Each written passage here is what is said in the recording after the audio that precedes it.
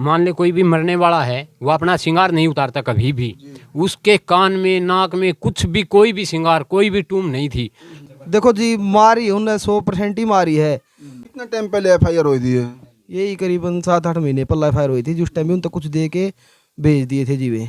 कारण यही था जी, लेने के भुक्खे, जैसे लड़के के लिए भी कभी बाइक की डिमांड करना, और माँ थी जी उनकी चैन दुआ दो, मैंने गुट्ठी दुआ दो, यही थी ज़्यादातर मांग उनकी।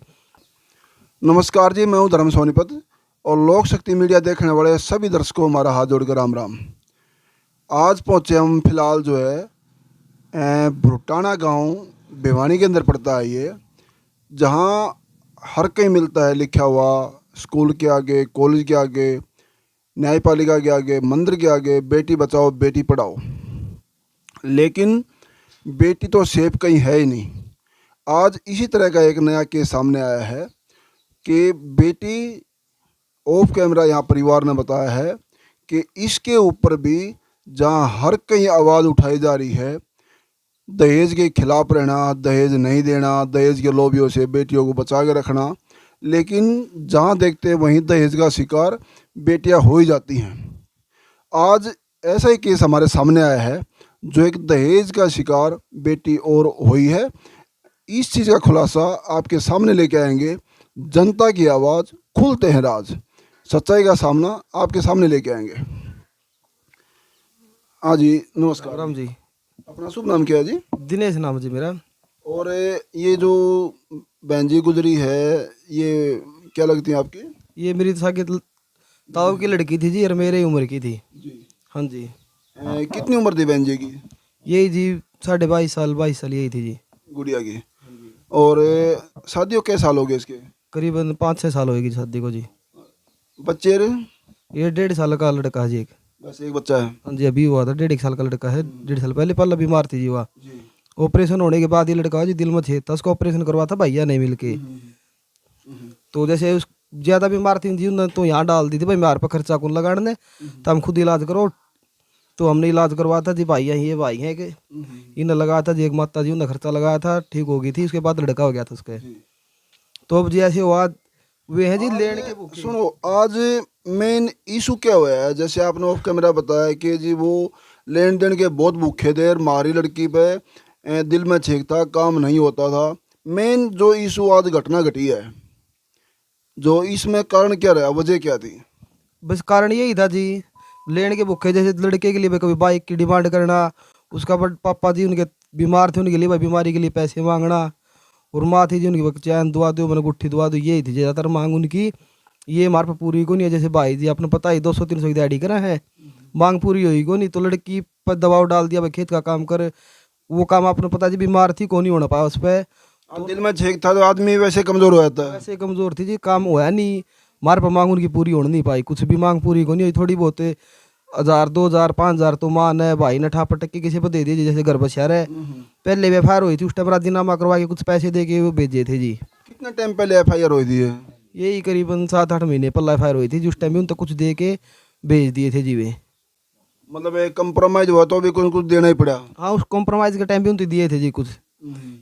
ये बड़े भाई जी ने पता होगा जी कितने दिए थे लगभग, कितने। आज जो बहन गुजरी है, मतलब ये जनता देख रही है आप लोगों को, ये इसको क्या कहेंगे? अपने आप हुआ है ये, उन्होंने करा ये कर्म जो है, उन्होंने मारी है?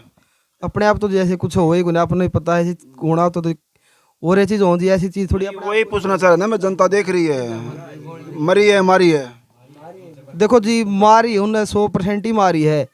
चीज के ऊपर प्रेशर डाले मरने के लिए, मारी उन्होंने जी, उन्हें खुद खाया तो उन्हें प्रेशर डालिया उसके ऊपर, मजबूर करिए खाना खातर, उन्हें खुद ने खाया है तो भी। खाया खिलाया कुछ? आज उन्हें खिलाया वो चीज, उन्हें खुद ने खाया तो भी उन्हें प्रेशर डालिया जिसके ऊपर। टॉर्चर था बच्ची के ऊपर? बहुत ज्यादा टॉर्चर करके जी उन्हें यही हुई जी चीज। हाँ जी, हाँ जी। राम राम जी। राम राम जी। मेरा अपना नाम शुभ नाम क्या है सर? कुलदीप कुमार है जी। आप क्या लगे थे बहन जी के? भतीजा हूँ जी वो लड़की का। जो मान लो वे अपने आप मरती, तो उसने आपका कोई भी, मान ले कोई भी मरने वाला है, वो अपना श्रृंगार नहीं उतारता कभी भी। उसके कान में, नाक में कुछ भी, कोई भी श्रृंगार, कोई भी टूम नहीं थी। लेकिन बिल्कुल नए कपड़े पहना रखे थे उसको। मारने के बाद हमारे पास फ़ोन किया उन्होंने, भाई वो बोले हम रोहतक ले जा रहे हैं। रोहतक से वापस आ गए तो फ़ोन किया है उसकी सगी बहन और एक जो मेरे फूफा जी लगते हैं उसकी सगी बहन वहाँ ब्याह रखी है एक ही गांव में। तो उन्होंने अपनी बहन को बुला लिया। आपको नहीं बुलाया? आप मेरी जो बुआ है उसकी सगी बहन है जो पूनम गुजरी है उसको नहीं बुलाया, नहीं उसको बताया, अपनी अपनी बहन को वहाँ घर पे बुला के ले आए वो। इसलिए हमें पूरा डाउट है कि उन्होंने मारी है वो। और जब हॉस्पिटल में ले गए हैं रोहतक गए तब नहीं बताया, जब वापसी आ रहे तब बता रहे हैं? हाँ जी, तब बताया। हॉस्पिटल में पहुँचे नहीं, रास्ते में बोलते उन्हें दम तोड़ दिया। वहाँ से वापस जींद ला के उन्होंने एडमिट करवा दी। फिर हमारे पास फ़ोन किया है, वो भी और पड़ोसी है मान लो कोई, उसने किया है। उन्होंने तो फ़ोन भी नहीं किया, बाद में फिर उन्होंने फ़ोन किया। भाई उनको पता चल गया, बाद में उन्होंने फ़ोन किया है। आरोपी कितना भी शातिर होले चाहे, लेकिन पुलिस की गिरफ्त से नहीं बच सकता अगर पुलिस अपना काम नियमित रूप से करेगी तो। दूसरी बात एक और, जैसे उन्होंने बताया आज ना समझाई जिस तन लागे वो तन जाने, ना समझे कोई पीड़ पराई। आज बेटी खोएगा दुख इस परिवार में है, इनको पता है आज दुख क्या होता है, बहन और बेटी खोएगा। दूसरी बात है उन लड़के वालों का कसूर, आज ये कोई ज़रूरी बात नहीं कि लड़की टॉर्चर में आ गए अपने आप भी कर सकती है और गुस्सा हो जाए ज़्यादा, बीपी हाई हो जाए तो भी कर सकती है। लेकिन अगर वो लड़का परिवार, लड़का पक्ष निर्दोष है तो तुरंत उनकी कॉल आनी चाहिए, जी ऐसे ऐसे दुविधा होगी है और आप लोग आ जाओ। लेकिन वो हॉस्पिटल में जाके और बता रहे रास्ते में दम तोड़ दिया और वापसी आ रहे हैं तो बता रहे हैं। हाँ जी, जींद में एडमिट करवाई। फिर उन्होंने फ़ोन किया है, फिर बाद में फ़ोन किया उन्होंने, भैया ऐसे ऐसे बात होगी तुम आओ। फिर वो आए हैं। इससे पहले हमें पता चल चुका था, किसी पड़ोसी ने फ़ोन कर दिया था हमारे पास, भैया ऐसे ऐसे बात होगी तुम्हारी बहन के साथ। फिर यहाँ से चलने की तैयारी की, उसका फिर फ़ोन आया है। 2 बार हमने फ़ोन किया। पहले वहाँ से फ़ोन किसका आया था वैसे परिवार में? पहले तो बटेऊ का फ़ोन आया था जो हमारे फूफा जी लगते हैं, तो उनसे बात करते करते उन्होंने काट दिया। ये पूनम के हस्बैंड थे मृतक के, क्या नाम था इनका? इसका नाम क्या था? राजेश नाम था जी। और उसके पास फ़ोन किया, उसने 2 बात की और काट दिया फ़ोन। फिर उसके ससुर के पास फ़ोन किया, 2 बात उसने की, फिर उसने भी फ़ोन काट दिया। फिर उनका कोई जवाब नहीं आया। फिर हमने दोबारा फ़ोन किया है। फिर उन्होंने उसकी बहन को बताया है, जो मेरी दूसरी बुआ है उसको बताया है। फिर उनका फ़ोन आया, फिर इकट्ठे हो गए यहाँ से हम गए हैं। वो हमारे साथ ही गई है, न कि उसके साथ गई थी पहले। ये बात है जी। हाँ जी, अपना शुभ नाम क्या है सर? जी मेरा नाम सुनील कुमार है जी। आप इसके गुड़िया मृतक के पूनम में क्या लगो हो? मैं पूनम का भाई हूँ जी सगा। जी सगे भाई हैं आप लोग। हाँ, तो पिताजी हैं आपको? नहीं जी, पिताजी नहीं है जी, एक्सपायर हो चुके हैं। हाँ जी, बताओ क्या कहना चाह रहे आप लोग? हम कहना चाहते थे जी, जैसे ही हम जींद हॉस्पिटल में पहुँचे हैं, पहुँचने के बाद हमने पूछा कि उनसे भाई सच्चाई बता दो, हैं भाई हमारी लड़की मरी ना, उसकी सच्चाई बताओ, हैं भाई क्या सच्चाई है? वे नु बोले जी, हैं सुबह उठी उसने खिचड़ी खाई थी, उल्टी गिर रही थी, हैं उल्टी गिरते ही है फिर हम उसको उठा के लेके गए हैं। वे रोहतक भी नहीं लेके गए मेरे हिसाब से तो, हैं वे न उल्टे वापस ला के फिर मेरे पास फ़ोन आया मेरे भांजे का, हैं मैं बोला भाई हाँ प्रदीप बता क्या बात है?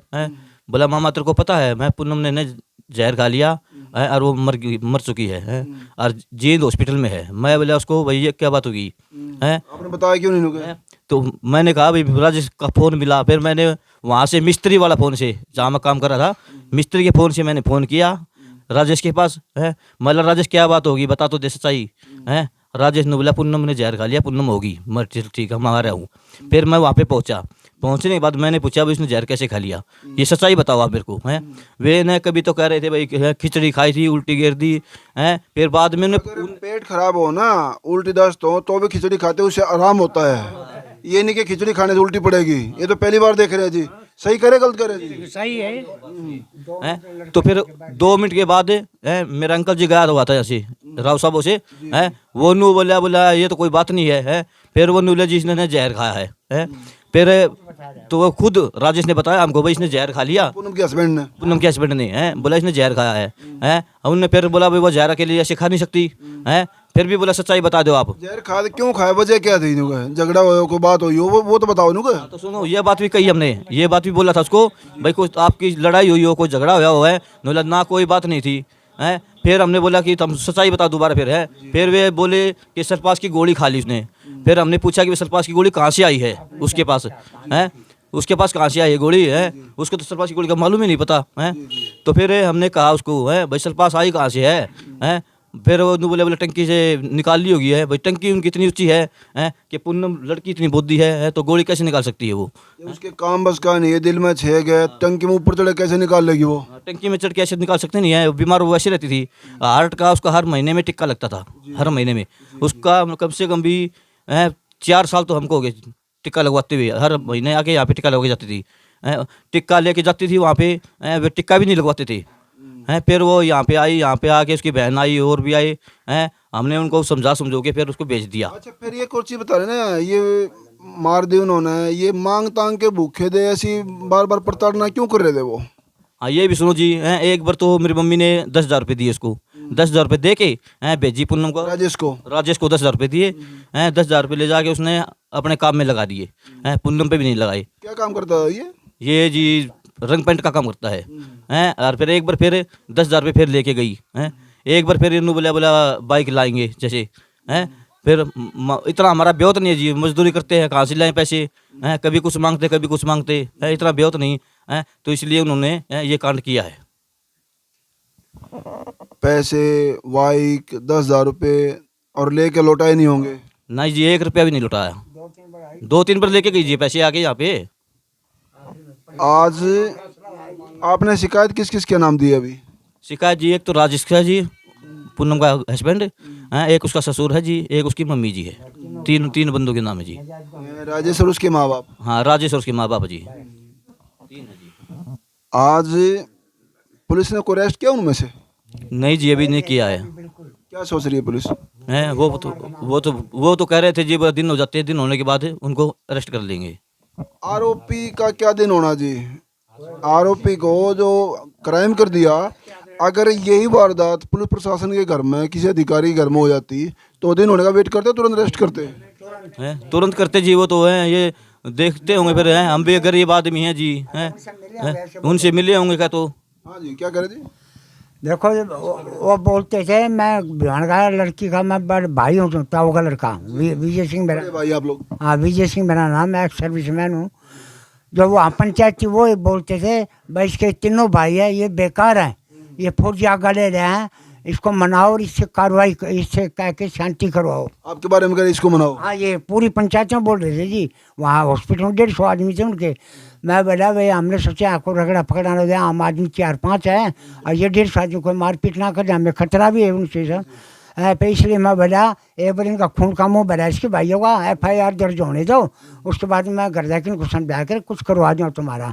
इसलिए हमने डर के मारी FIR दर्ज करवाई है। बहन तो खोएगी, कदापि में दिक्कत ना हो जाए, हमारे को दिक्कत ना हो जाए, इसलिए मैं इनको शांति FIR दर्ज कराई, उनको शांत बनाया, उनके पक्ष में बोल के भी मैं करवा दूँ बाद में। एक बार इनको समझा बुझा के चारों तरफ मेरे घूमते रहे ताकि अकेला कहीं ना घूमे, कोई ऐसी कार्रवाई ना कर दे। बोले ये भाई कुछ नहीं है, इनको क्या समझो, ये गरीब है, कुछ नहीं है, फौजी आगे जाके ये आगा। आप लोग फौजी हैं जी। हाँ जी ये आगा ले रखा है इसने, इसको संभालो, क्यों इन पास कोई हिसाब किताब नहीं है, गरीब आदमी।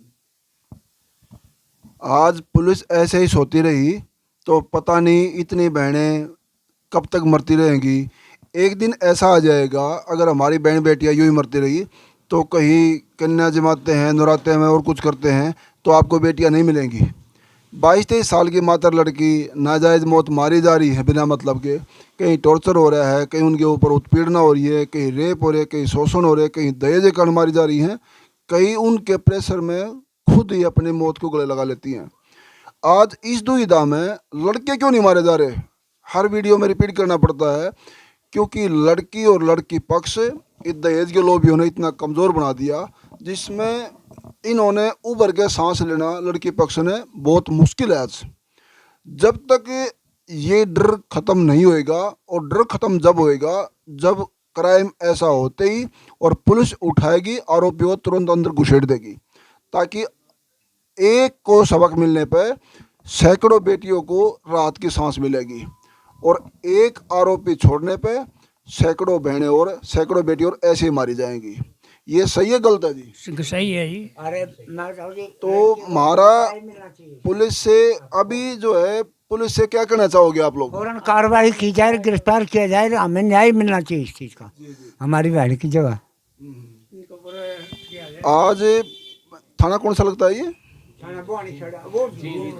जींद जींद सदर थाना लगता है। इसमें वाघा डिपार्टमेंट अगर हमारी आवाज़ उन्हें कानून में जाती है तो हमारी एक गुजारिश है, इस पीड़ित परिवार के मुताबिक जो भी पुलिस तस्दीक में आरोपी सामने आता है उनके खिलाफ कड़ी से कड़ी कार्रवाई की जाए और सख्त से सख्त उनको सज़ा दिलवाई जाए ताकि और बहनें राहत की सांस ले सकें।